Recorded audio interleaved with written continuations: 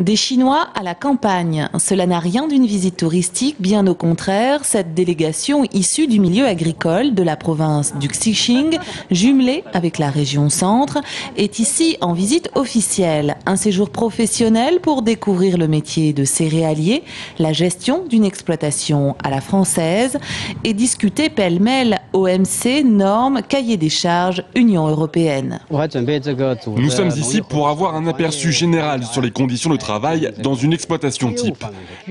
Nous souhaitons par la suite envoyer les techniciens qualifiés qui pourront apprendre les nouvelles techniques pour une mise en commun des savoirs.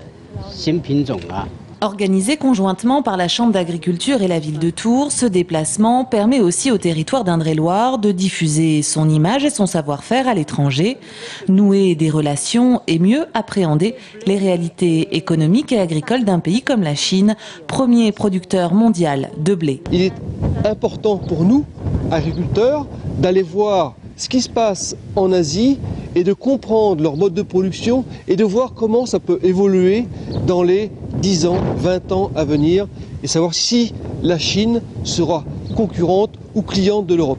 Du côté des agriculteurs tourangeaux, producteurs ou éleveurs, s'ouvrir vers l'extérieur est une opportunité.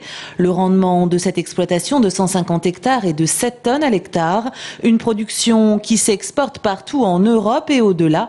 Ces visites permettent donc de mieux comprendre les attentes de ses voisins. Avoir des interlocuteurs comme aujourd'hui les Chinois peut nous aider demain à mieux comprendre et à mieux appréhender ce qui se passe en Chine sur leurs besoins, sur leur production, sur leurs exigences de qualité et pour faire connaissance et acquérir de la confiance mutuelle pour demain mieux travailler ensemble.